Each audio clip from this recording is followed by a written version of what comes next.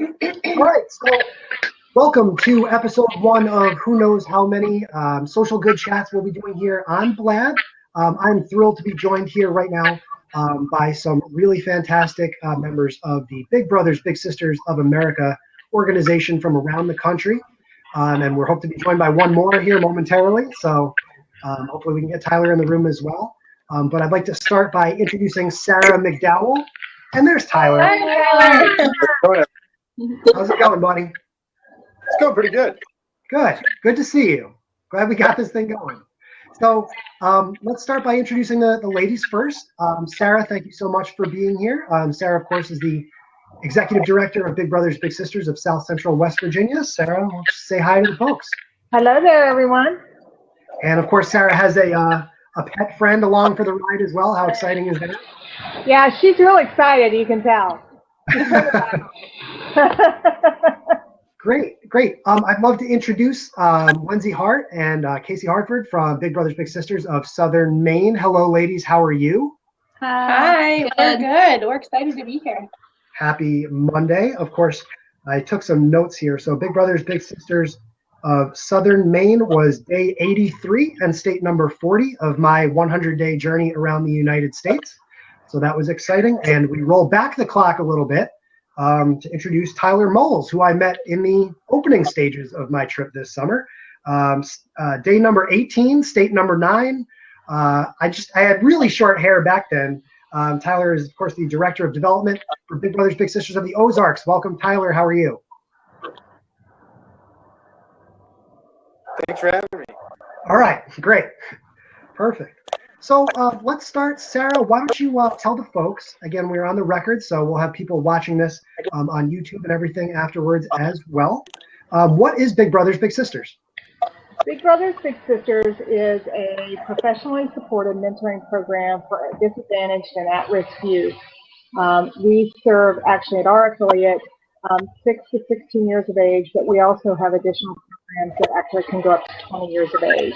And what we do is we partner a at-risk youth with an adult volunteer mentor to help give these children either through school-based or community-based opportunities that they might not otherwise be afforded or have the opportunity to do.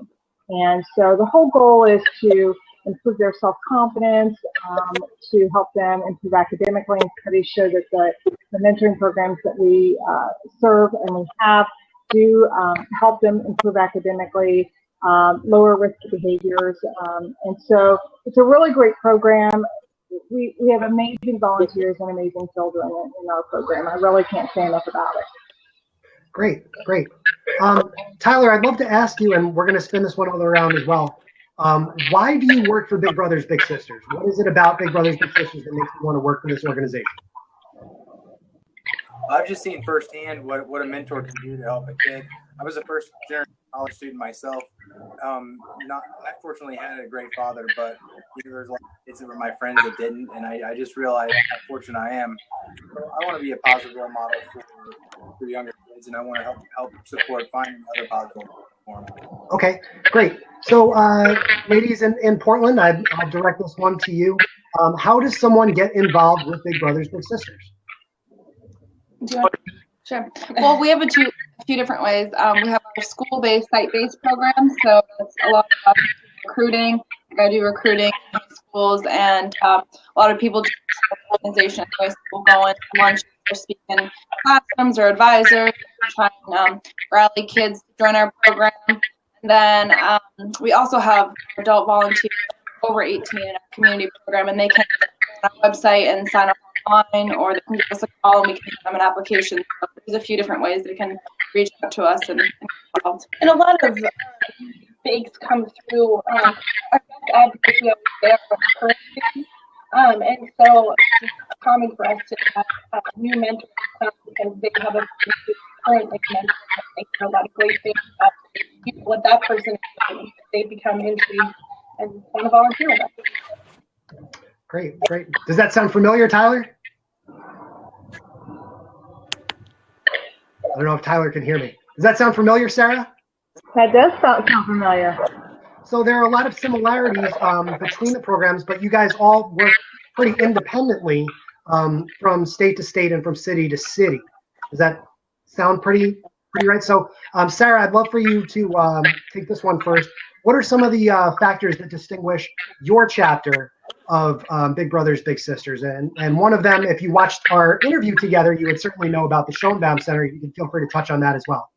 So yeah, we really are a very collaborative organization in our community. We seek to partner with many different nonprofits and for-profit organizations. Our goal is to use our individual strengths to have a greater collective impact. And so we work with a broad array of organizations. We actually, our office in the Schoenbaum Center that you mentioned earlier, which is a group of nonprofits. We all work very closely together. And so, for example, if one of our little families needs some assistance with utilities, we can simply direct them upstairs to an act for utility assistance. So while we're a mentoring program, and I think my colleagues would agree with this, we really are also a resource and referral agency as well. Since we're not punitive, we're not with the courts or with the state, we're I think more trusted than some of the other organizations that are on the state level or with the court system. So they call us for a number of different things. But we have actually 4 programs, mentoring programs, and as you said, each affiliate is a little different in some ways. We have an adjudicated youth program, and then we have a program where we handle all the mentoring for the Mountaineer Challenge Academy, which is a quasi-military institution school that has a mentoring component to it. So we handle their mentoring team for their program. Fantastic. So one big concern that comes up quite frequently, at Big Brothers Big Sisters is the idea of volunteers having that one-on-one interaction with the kids, and maybe the screening process that goes into matching a youth with a big. So, ladies, can you talk a little bit more about the matching process? What are the steps that a match has to go through to actually take place? That's probably one of the best points of Big Brother is the process that a volunteer goes through. A lot of times people are concerned because they haven't spent a lot of time with children. Our staff does a great job of screening volunteers. We do an application process. It includes 3 references, and we conduct background checks, record checks, do an in-person interview, and sort of an idea of what the volunteer is interested in. And sorry, I'm distracted by something. Sorry. And we match them with a child based on similar. So, it's up volunteers to have the most successful match possible. Ideally, the child is really similar to themselves. Gotcha. With our school programs as well, it's obviously intensive process because it's 1 hour a week, the same day a week. They're high school kids, so they bring them off campus or anything like that. We still do the interviews. We still require a teacher reference and a parent reference or guardian reference. So it's a similar process for our school program, but it's just not as long, intense. But we try to match the kids up based on what they like to do and how active they are, how quiet they are. So we do a pretty good job of it too. A lot of our matches are better than that is required. So. Gotcha. So you guys, can you guys hear one another okay, or is the sound kind of choppy? A little choppy. A little choppy. It's a little choppy? Yeah. All right. I can hear everyone. You can hear everyone pretty good, Tyler? Yeah, if you push, there's a mute button for each individual. You can find out where the feedback is and just listen to whoever's talking at the moment. Yeah, I think there might be some feedback coming from Sarah, but I'm not really sure. So what I'll do is ask you guys maybe to just to speak up, and so we'll try and get the audio going as best we can. Tyler, I'd like to ask you, I know that there are a lot of different opportunities for people to get involved with Big Brothers Big Sisters that are not through a match. You know, there are a lot of different events and everything. Your chapter recently put on an event, and I've got some visuals to show you guys as well. Does this look familiar here? Oh yeah, Ozarks Beer Fest. So I've collected a few T-shirts here. Doesn't even have the tag on it. So tell me about Ozarks Beer Fest. So Ozarks Beer Fest, obviously, we don't give beer to the littles, but it is a fundraiser that we put on, and we don't necessarily advertise it's a Big Brothers Big Sisters event, but it's the largest craft beer festival in the region. And a lot of we get 1,800 people out from all over the region, come from 7 or 8 states to come to this craft beer festival. It's a huge fundraiser. At the same time, we can talk to guys and gals about mentoring and while they're there and get them involved that way. We have several big fundraisers. I'm sure you all do Bowl for Kids' Sake. Yeah. Yes. Anybody here do Bowl for Kids' Sake? And we do that too, and we have a gala type event. But Ozarks Beer Fest is kind of the growing one to become like a regional event. Get a lot of flack for it, but raise a lot of money. Gotcha. Sarah, tell me more about Bowl for Kids' Sake. Well, we just had our Bowl for Kids' Sake. It was very successful. We called it the Jingle Bowl for Kids' Sake, and it was basically to ring in the holidays. And so everyone came out to Galaxy Lanes here in Charleston, West Virginia, and we had a really good time. There's actually a video of me bowling on our Facebook page. Not the best bowler, but I had a really great time, and the kids had a ball. Great, perfect. And I got one more for you guys. Lindsay, why don't you tell me about the Beach to Beacon 10K? So the Beach to Beacon is a huge road race that takes place in Cape Elizabeth, Maine. And we are lucky enough to have 25 bib numbers that we can use to entice participants to fundraise on behalf of Big Brothers Big Sisters, similar to what we do at Bowl for Kids' Sake, just like Sarah. And it's a really fun fundraiser, and the Beach to Beacon has a lot of energy around it, and it's a fun, unique event and a way to raise awareness and funds for our mentoring program. Okay. And Casey and Lindsay, you're going to see, if you look in the comments, you're going to see a familiar faces here. Do you guys remember Joe Wilson? Yeah. Hi, Joe. So this is a lot of fun. We walked around Portland, and I was using Meerkat to live stream our travels, and Joe Wilson joined in and was interacting and did cameos with these gals, and it was a whole lot of fun. We were going to go to the cat circus, but we didn't have enough time. So, Bummer.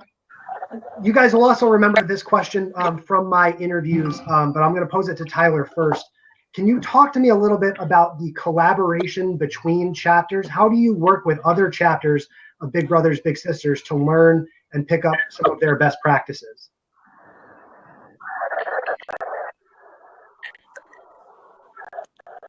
Who's that question for me? Yeah. We have regional conferences. Our CEOs are involved in various organizations for CEOs that we're in the mid-large district. There's regional organizations. I personally, just from talking to people at other chapters, and there's no formal, as a director of development, there's no formal that I communicate with other people chapters. I may communicate with Sarah or you ladies at some point and ask some questions. Perfect. That's kind of the idea, right? Sarah, you want to tackle that question too? How do you work with other organizations? I know you're very proud of your networking abilities. So what's your secret? Well, I don't know if it's a secret. It's just that I know there's a lot of people out there that are a lot smarter than I am. So I pull them into my circle so that I can learn from them. And one of the things that we do is we have a Facebook page that some of our executive directors and staff are part of, and we do a lot of collaboration online via Facebook. And that's the one thing I stressed when you were here before is probably the best part of Big Brothers Big Sisters is the amazing people that work for the affiliates and for the national office. And we're all very collaborative. I can call Jolynn in Washington or Katie in Iowa. I know I could call Justin in the Ozarks, which, by the way, is my old stamping ground, just so you know, Tyler. So there's just a real collaborative sense among each of us, and we're never afraid to ask each other questions. I just responded to one on Facebook today about small staff and how they work and how they manage time and duties. So it's just a really great group of people that I'm very lucky and fortunate to learn from. Great. Casey, here's another question you've surely heard hundreds of times. What is the time commitment for a match? If I wanted to get involved with Big Brothers Big Sisters, how much time is that going to cost me? Well, I'll take this one just because I mainly do our program and stuff. So for the high school, it's only an hour a week, every week, same day, same time. And then for community, we say 3 to 5 hours every other week. So about 10 a month. Great. And yes, speaking of questions, if you guys watching in the audience, I know we are joined here by KP and Joe and Nick and Patricia. Thank you guys all so much for being here. David Shaw is here. So all of you guys watching live, thank you so much. This is awesome. Again, we're joined by Sarah McDowell from Charleston, West Virginia, Tyler Moles from the Ozarks in Springfield, Missouri, and Casey and Lindsay from Southern Maine in Portland, Maine, of course. So I'm really excited to be here for the first of hopefully many. I want to take 10 seconds and thank my sponsors, Chobani, who made me if you guys haven't heard this story, I'll pass this along. If you don't follow me on Snapchat, I won the Chobani Fan of the Week award because I told Chobani that I ate a lot of Chobani on the road. So they sent me 16 cases of yogurt. And all of you guys know I live by myself. So it was quite a haul. I also want to take a quick second to say thank you to Travelocity because I applied for a Travel for Good grant several weeks ago, and I actually won $500 from Travelocity just from talking about my trip and just getting a chance to meet with you guys and help bring exposure to what you do. So thank you, Chobani. Thank you, Travelocity, and thank you again to everybody who is watching in the room. Thrilled to be here with you guys. I've got a few more questions, but like I said, I would much rather be asking questions that you guys have about the program. So let's throw this one back to Sarah. Sarah, I want you to tell me a story. When I ask you about a powerful match that comes to mind, I'm sure you have one at the tip of your tongue. I do.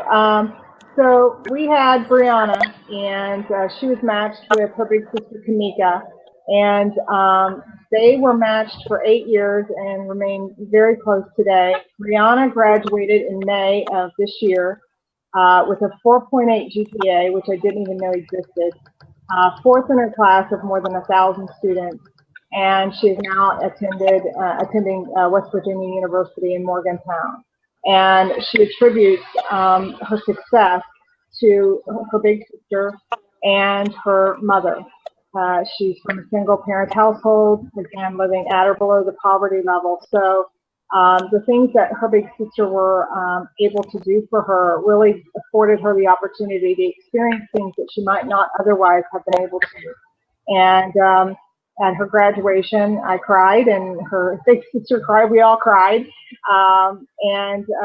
She is pursuing a degree in marine biology and hopes to, and I actually believe she will be working for National Geographic, doing some research, which is her goal. So, 8 years it was the best of times, and sometimes it wasn't so easy. We're teenagers. I was once one, so I know how difficult it can be. But, they managed to get through it simply through, that bond that they created and was developed over time. So we're pretty proud of her and big sister Kamika, but we have countless other stories like them too. Casey and Lindsay, why don't you guys share a story as well from Southern Maine? Sure. This is our favorite part of what we do. We have a pretty exciting story. We think we have a new board member this year who actually used to be a little sister in our program. And so our favorite stories are the ones where the sort of little comes full circle. So our board member was an at-risk youth, and she had a lot of issues in her family when she was younger, and she was matched with her big sister Mary. And Mary and our board members stayed together as a match for 10 years, and then have maintained a friendship, a really strong connection for years beyond their relationship as a match in our program. But we were so excited when she came back around and wanted to get involved with our agency again. And it's just really cool that now she's able to do that in the capacity as a board member. Wow, that's fantastic. Tyler, I'll give you a shot here too. Why don't you share a story of a match that really resonates in your head? Well, one particular match is my own match. We have a program called Mentor 101 where we mentor high school age kids that are, for whatever reason, they're in alternative school. It could be because they don't fit into the regular school environment, or they could have gotten in trouble. But I started meeting with this kid last year, and he just turned 16. He was failing all his classes, and I've seen firsthand now he's passing his classes and he's thinking on going to college. So we're looking at basketball in the ACT, and this is a kid who has never been to college, doesn't really have a relationship with his dad. That's just my personal story that I've seen, but I hear stories here every day of kids that are positively impacted. The main things I hear are that the kids that are latchkey, that are staying in their homes all the time, are becoming more social, making more friends, and having more personal interactions with other people their age because they're getting out of the house with their big and having, learning how to communicate. Sure. I've got a question from Joe Wilson here. So I'm going to I'll pose this to Sarah as I can answer a question here. Sarah, how has social media changed your organization? Well, it's definitely allowed us to have greater visibility in our communities that we serve. We're able to communicate our message more effectively, more broadly, and obviously at a much less cost than it would be either in traditional media, print, radio, or TV. And I love what you're doing, and I think this is something that all affiliates need to embrace and not become complacent in what the normal Facebook or Twitter or YouTube, those types of channels that we already know and use, but looking at other ways like this that we can talk about who we are, what we do, who we serve, and how we actually have an impact, a positive impact on our community. So it really allows us to tell our stories to a broader audience. And Tyler, I imagine the Beer Fest really benefited from word of mouth through social media. Social media was the main market.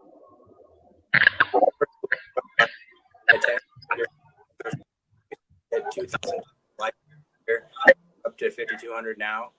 But when you do some good targeting on one of your event pages or your main Big Brothers Big Sisters page and do some boosted posts with the right targeting and the right strategy as far as getting people to share, getting people to tag a friend in the comments, there's a lot of ways that you can create more exposure besides just paying Facebook. But if you do the two in combination and sometimes have like a raffle or a drawing, you can really get people going and spreading the word even faster. That's part of our strategy, both with that event and with just Big Brothers Big Sisters page in general in our area. I got to knock Sarah here for missing the branding opportunity. I don't remember which chapter gave me this cup, but I use it all the time, and it's awesome. It's one of those, like, it changes color when it gets cold. This is delicious. I want one of those. So I guess, all right, so it wasn't Portland. No, we have these. Oh, very cool. Very, very cool. I have a Big Brother Sister spoon that does that. Someone gave me. I didn't order any, but it's pretty amazing to have a spoon that says Big Sisters. Big Brothers Big Sisters spoon. Yeah, I want to say thank all of you guys. First of all, just again for joining me today, but also for taking so much of your time when I was there in your city to host me. Additionally, all three of you guys went out of your way to provide me with some sort of sustenance, which was great. Tyler led off with the Hertz donuts, which were fantastic, and Sarah, I think, had the hot dogs. Is that what they were called? Yeah, they're pastries. They're called hot dogs, but they're pastries with their cream filling. Oh man! And then these gals, we walked around Portland for like 4 hours on Meerkat, and we were all starving. And Casey was like, "Let me get you lunch." It was fantastic. So thank you seriously to all three of you guys for taking the time today. This is really terrific. So Joe asks again, how do you allocate time to do social media? So I'll swing this over to you girls. First of all, how many people are on your staff? I know I got a chance to interview Dave Perrin, the new executive director, as well, which is really great. But how many people are on the staff, and how does that integrate into what you do? And we'll start with the gals. We have 12 staff members, and Lindsay and I primarily handle all of our social media, and we recently started allocating some of that to our interns because, frankly, the younger generation and college students are really adept and used to using social media all the time, and we have sort of embrace this concept of having weekly meetings and talking about content that's important to us to share and events that we have going on. And we've really been able to sort of designate that out to our interns, as well as Lindsay and myself doing it. But I'm sure Tyler and Sarah can both attest to the fact that, everybody in our agency wears a lot of hats. And so it's important for us to have more than just one staff member who's spending their time on social media, because it can take a lot of time, but we've definitely figured out weekly meetings are important for us, and just sort of staying in tune with all of our program staff to make sure that we can share the cool stories and photos that often come through to them that may not get to the development staff. Sure. So I'm going to throw one more back at you as a follow-up, guys. The Blab that I mentioned that I'm doing later this afternoon at 2:30 is about Snapchat being disruptive. And I know I follow Lindsay on Snapchat, and I wake up in the morning and I check all of my friends' feeds and everything. And these different social mediums are important, especially considering you guys work with youths that use this almost as second nature. So where do you see this organization, and maybe your chapter specifically, starting to push into other types of social media beyond Facebook and Twitter? I think that at this exact moment, we have just barely started to feel like we're utilizing those two mediums somewhat successfully. I would say that we're better with Instagram and Facebook. We're slowly working into Twitter. And so I think for us, in the time that we can allocate right now, those are the two mediums that reach the demographic that we would like to the most. Hopefully in the future we can expand into others, but for the time being, that's what we've got. We have I can't remember how many followers we had on Facebook or whatever, but before we really started reintroducing new content and really getting involved with all the different types of social media options, I think we have more than a couple hundred followers that added on since we were really, really active with it. So we have seen really big improvements with our social media pages, even in a year when we first started really getting into it and getting, being very, scheduled about it. So that's great. Sarah, have you seen matches come directly from your social media efforts? What was that? Sarah, have you seen matches come directly from your social media efforts? Yes, we've definitely had. Can you hear me? Sorry, I had you on mute, but I can hear you now. Okay. Yes, we've definitely had people reach out to us as a direct result of social media, and we utilize, like the lady said, we don't use Instagram as much as we'd like to. We're going to start some training in January during National Mentoring Month, and hopefully get our bigs and littles more actively engaged in sharing their moments on Instagram when they're out and about or in school or in various activities with our hashtags that we utilize. Fantastic. Tyler, what are you guys doing in Springfield to push the envelope with social media? Especially engaging posts and have a call to action. Posts that people want to share. People are really used to, especially younger people, so used to getting marketed at that they don't really interact with that sort of thing anymore. So we have to, market to more that. additionally, we'll do like giveaway, if you all from like that, on Facebook spreads it a long ways. There are some other social medias we've been digging into. I've been digging into Yik Yak lately. We're a university town, and a lot of the kids are using Yik Yak.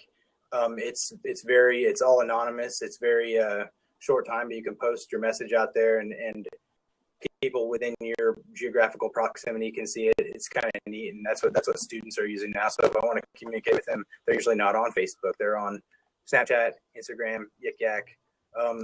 I think Twitter we haven't really focused on. It seems like from a donor perspective, most of the middle-aged to older people are on Facebook, necessarily not Twitter, and or either they're using some the social media of the month. Twitter's huge, don't get me wrong. If you want to reach out to business professionals, they use Twitter all the time. It's just not something we're strong at. Gotcha. I have a question for Sarah. Can we ask a question really quickly? Can you guys hear Tyler okay? No. I can. You can? Okay, good. And hey, I want to say hello specifically to my dad, who is watching in the comments. Hi, Dad. So anyone who thinks that anyone a generation older than me cannot participate in this stuff should talk to my dad. He's figured it all out pretty well. So I'm thrilled to have him here as well. Sarah, most people that may be watching this won't live in one of your 3 cities. So where can people go to find their local chapter of Big Brothers Big Sisters? How could they get involved? They can go to Big Brother's national website, which is www.bbbs.org, and they can put in their zip code, and it'll tell them what their affiliate is closest to them. So, oh, did I forget the A? BBSA.org? It's BBBSA, right? Yeah, I think so. I think you're right. I think I left off the A. And so put in their zip code, and it'll pull up the chapter nearest to them, and they can actually submit their application right there from the main national website. And how long a process is that? So I go on the website, I submit an application. When am I going to know whether or not I'm going to be a match? Well, we respond immediately within 24 hours to any inquiries that come in. And then we schedule a interview at their convenience, at the volunteer's convenience, or the little, depending on who it is. And then for the volunteers, we do the background check. So, it can take a week or 2 weeks, depending on how long it takes to get back some of the information and to schedule the interview. And then, I think all of the panelists here will agree with me, we're very strategic in how we match. So sometimes the match can take a little bit longer than maybe some would like, but the whole purpose of being strategic is we want to find a big and a little who have commonality, because we want there to be longevity to the match. The 8 to 10 years is not abnormal for us to have. So we want that long-term relationship to happen. So we look at a number of wide range of issues and match characteristics in order to make a very strategic match that's long-lasting. Okay, and ladies, of course, the minimum requirement for a match is a year. It makes sense as the matches develop an emotional connection with one another. What types of ways do you work to try and extend those relationships beyond a year? I remember specifically from my interview with Portland that I almost fell out of my chair when Casey told me what their average match length is. So. Yeah. Our match retention rate is 49 months, our average match retention rate. And I think that the reason it's so high is that our program staff, like Lindsay, work really hard to connect with every participant in the match. So whether that's a little, a parent or guardian, or a big, they're in regular contact with them, making sure things are going smoothly. And our staff and board work really hard to come up with activities that our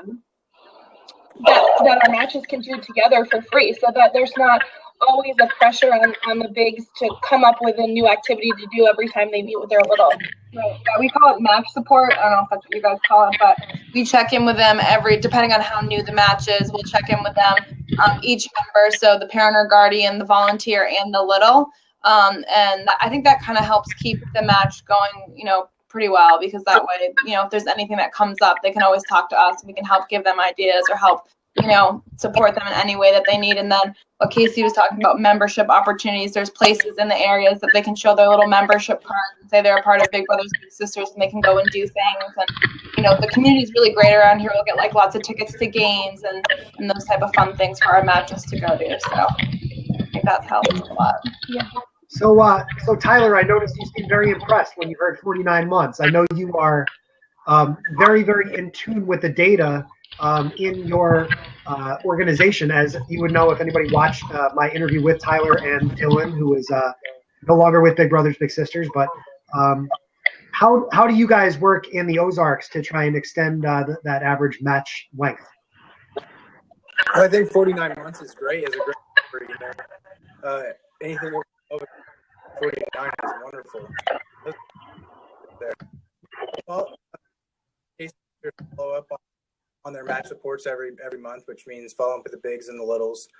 Sometimes meeting with the bigs and the littles. We have match activities every month that bring different sets of bigs and littles together at different age groups to make them feel like they're more part of a community rather than off on their own.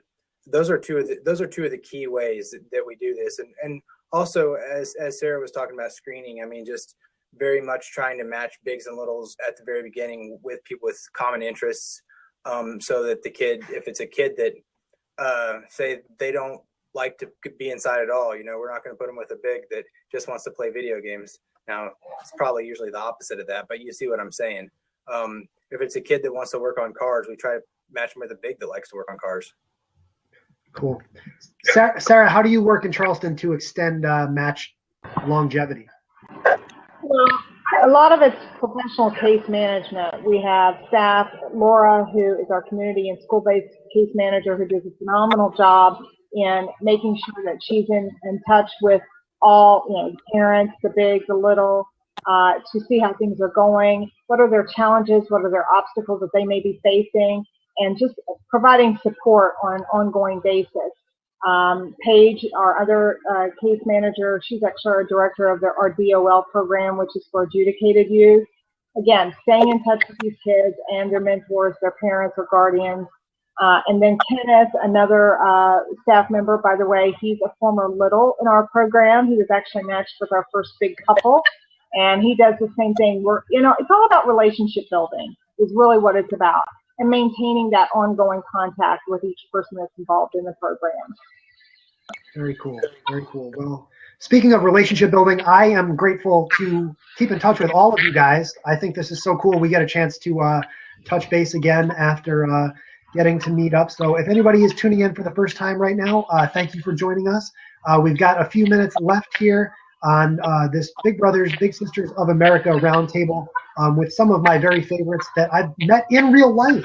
Like, that never happens on these platforms, that we're always talking heads in different boxes and we don't know each other. But I've had the distinct pleasure of meeting and breaking bread with all of these folks, and it was so cool to get to meet all of you guys as part of my trip.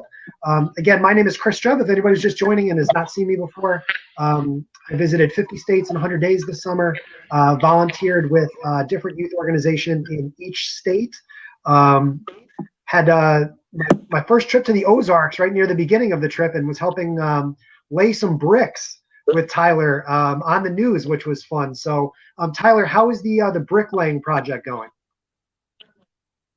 Bricklaying project is going good. We have a project where someone donates $100. They can put a personally engraved brick in our walkway, and we're actually just did a video on the brick campaign that will air on television and on our social media. So it's another good way to commemorate past board members and volunteers. Sometimes we'll get a brick for people that have just been really impactful. Very cool. But we have more bricks to lay. You need to come back out here. We have some more bricks to lay in the walkway. Could really use your help. I would be thrilled to. Yeah, that was so much fun. And I remember seeing that piece on the news that night, and I was dancing in my hotel room because the reporter, Brett Martin, did such a good job. I jumped up out of my bed and I was dancing around my hotel room because it was so awesome to see. So I am still so grateful for that. I do want to, and my dad says he'll come out with me and help out. So how about that? Guys, I do want to address. I know there were a couple comments in the comment section about matches keeping tabs on one another through social media. So I wanted to give you guys a chance to address that on video as well. Sarah, do you want to tackle that question that I think we're talking about bigs and littles being friends or following each other on social media? Yeah, it's really based on parental consent, and I know different affiliates handle it different ways, but we really leave it up to the parents. Obviously, for the younger youth, a lot of them are not on social media yet, and so we really leave that up to the parents to coordinate with the big. But we also stress to the bigs that, be mindful of what you're putting on social media. It really is never much of a problem for us, but we just always like to be, use caution when posting certain things because, they might already have nieces and nephews on, but, with their little, obviously we want them to see how social media can be used in the best possible way and set an example for them. Great. So I got another broad question that I'm going to pose to everybody, and I'm going to start with the gals in Portland. And you cannot answer this question with word of mouth because that is the natural answer. Everybody's going to say word of mouth. So I'm going to ask you guys, what is your best source of finding new bigs? And you cannot say word of mouth because I know that's the answer that you want to say, right, Lindsay? I can tell. So what is it other than word of mouth, whether it's an event or something? What have you done this year that's gotten you the biggest response of bigs? We partnered with a local networking group. It's a young professionals networking group, and they invited us to come and be the beneficiaries of that event. We had a donation box out, and more importantly, we were given time to talk about what we're doing in our community and what our needs are beyond, financial needs. And it was our target audience, I would say 24 to 38-year-olds, and we left that meeting with about, I'd say, 8 different potential bigs, just from listening to us talk about what we're doing and then being able to chat with them after we were done with our presentation. I think that this year has been our most successful recruiting event. Okay, Tyler? We've just started a program in the past month. Basically, we went out and found the 10 largest corporations in the area. And we've gotten the CEOs of each corporation to commit bigs. So they're going internally to recruit. We'll go in and do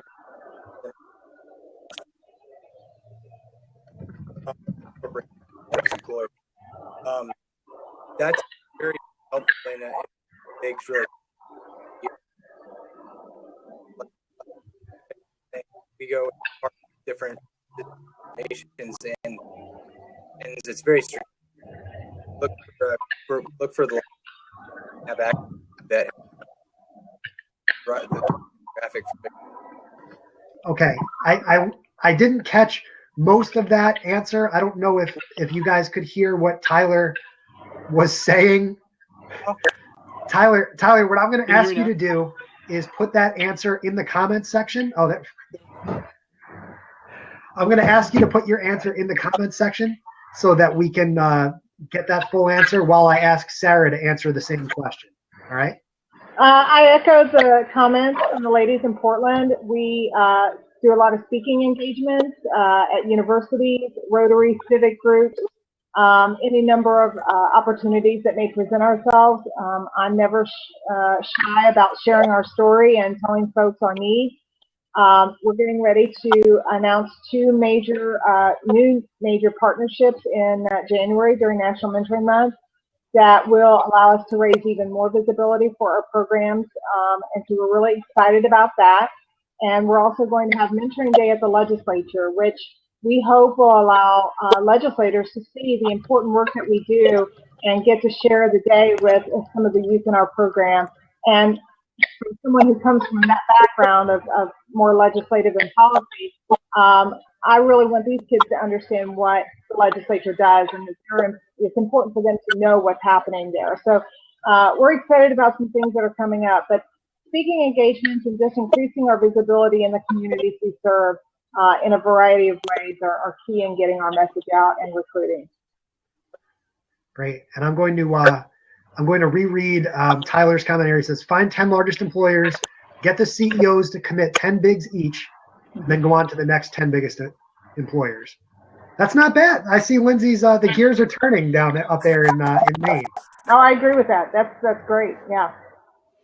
And I think that these platforms, maybe this is the type of video that can be shared with other chapters of Big Brothers, Big Sisters, to share those ideas, because the one thing that I noticed this summer was there are so many terrific ideas from organization to organization, whether it's Big Brothers, Big Sisters or not, and having a platform to share those and be collaborative can give us the opportunity to bring some of those great ideas from one city to another.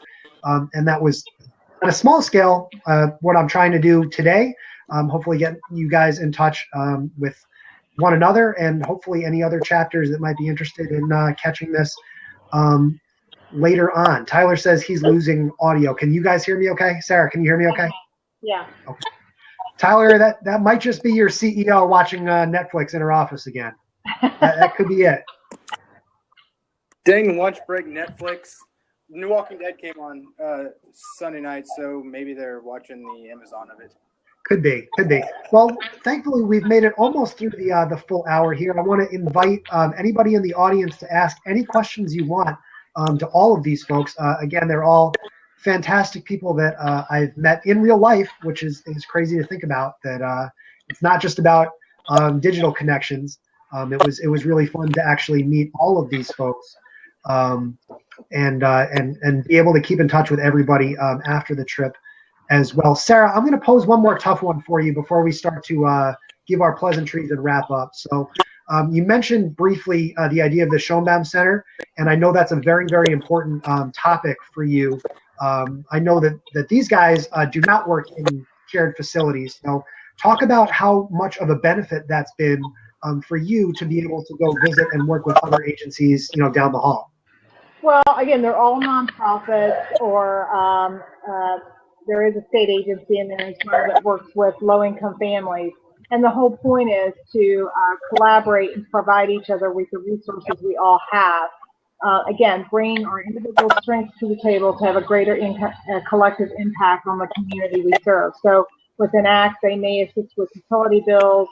Connect provides assistance to child care. So if they identify a young person who could benefit from a mentor, then they will refer them to us. We also have an office that's going to be opening up in the YMCA next month. So another opportunity for us to, for me to echo what Tyler said earlier, which is to connect with major business leaders in the community. So again, the Schoenbaum Center, and by the way, I need to thank you, Chris, because we got phone calls as a result of that interview. Really? Asking about the Schoenbaum Center, how it works, to discuss the model with them. And so I forwarded those on to Loretta Jethead, the director of the Schoenbaum Center. And so it's, again, we're all resources and referrals for each other. And we all are very supportive of each other and work very, very well together. I wish we could clone this in every city, every state. Wow. Well, I am. That's great to know. I got the tingles there. That was nice. It was awesome. I'm not going to hold you guys too much longer, but I did want to, while I still have my stack of stuff here, I wanted to say thank you to some of the other chapters of Big Brothers Big Sisters that I visited this summer as well. The first one that I visited this summer was in Memphis, and the folks there are just unbelievable. I did not actually get a shirt from them, but the Serve 901 folks, Jeff Riddle, and the folks in Memphis, Tennessee, that was actually right before I made it to the Ozarks. They were so kind, and they were the ones who got out of the way, me asking all of those questions to you guys. So when I got to Portland and I got to Charleston, and I wasn't asking you, well, how does a match work? It was because they did a wonderful job of introducing it to me in Memphis. I don't remember where this shirt is from. Is this from you guys in Portland? The green? I don't know. I don't think so. No. Well, I have a Looks like green. Illinois. My Oh, guess is this- Illinois. This might be from Peoria, which was really awesome. I got a chance to throw out the first pitch at the Peoria Chiefs game, and this was my favorite shirt. If we're talking about ideas that you guys can copy and run with, this was a shirt that I saw in an office in South Dakota, and I was leaving, and the executive director Nicole was like, "Chris, is there anything else I could do for you before you go?" And I was like, "Yeah, I want this shirt." So how cool is that, right? And of course, there were baby-size shirts that say "I'm with my big" that were in a stack next to them. So this, like, of all the shirts I got this summer, I really, really love this one. I thought it was super clever and something that maybe you guys could run with as well. Also, shout out to, I thought this was a Big Brothers Big Sisters shirt, but it's actually the Big Brothers Big Sisters Wannabe, the Best Friends Mentoring Program in Dickinson, North Dakota.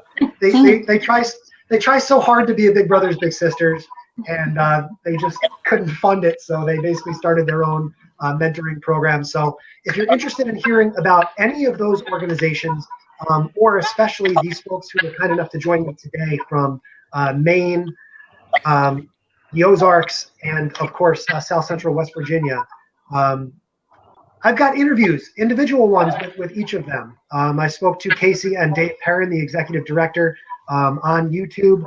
I spoke to Tyler and Dylan from the Ozarks, which was a lot of fun. And of course, I spoke with Sarah and Loretta, who she referenced a moment ago from the Schoenbaum Center, on YouTube.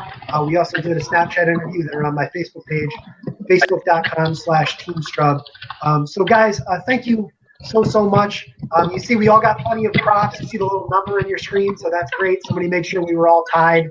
But I will thank all of you guys one more time. Seriously, you guys are the best. This was a lot of. How did we do? Did you have fun? Casey, did you have fun? Yeah, I thought this was great. It was wonderful to meet the two of you. Great, and I kept the cat pictures out of the way too. Casey I is really definitely appreciate afraid that. of cats. So when you get Casey's email after this, just make sure you start everything with a cat meme, and it'll definitely get her attention. It worked like a charm this morning. That's awesome. Thank you, So- Chris. I want to say thank you to you. This is so innovative, and so I think, again, some of us have become very complacent in what we're doing, and these are the types of things that we really need to do to move Big Brothers Big Sisters forward into the whole new social medium that we are having and seeing taking place. So I want to thank you for allowing us to be part of this. Well, this was a lot of fun, and thank you guys. Oh, thank you, Tyler, for the pen. By the way, I have an Ozarks pen that I use as well. So I meant to get in as much memorabilia and as many visuals as I could find around my apartment before we wrapped up. Thank you so much, guys. Any parting thoughts? Or you know what? Why don't you guys take a minute? I know we're over time now, but why don't you plug where people can read more about your specific chapter, and we'll start with Casey and Lindsay.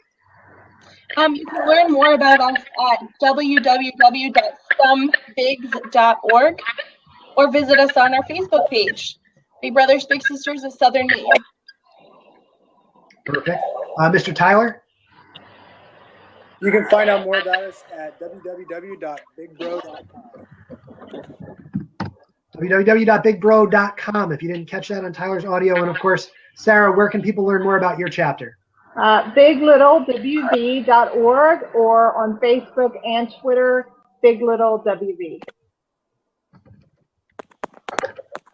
You guys are the best. Thank you Go so Cow. much for being here today. Put it away. Why did I invite you guys again? Go Cowboys, all right? We'll see. Lindsay, we'll see you in the Super Bowl. All right. Sounds good. Bye. Thank you, guys. Bye. Thank you, Chris. Thank you all. Thank you.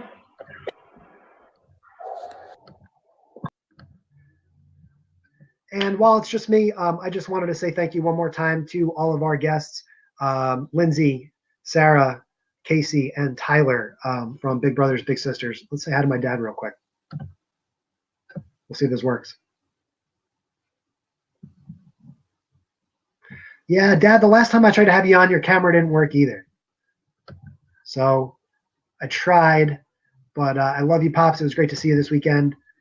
And I will talk to you guys real soon. So we'll have a replay of this up on Blab. I'll download it and have it on YouTube as well. And this has been a lot of fun. Dad, give me a call. All right? Love you. And I will talk to you real soon. Check out, I'll give you one more plug. Where we go?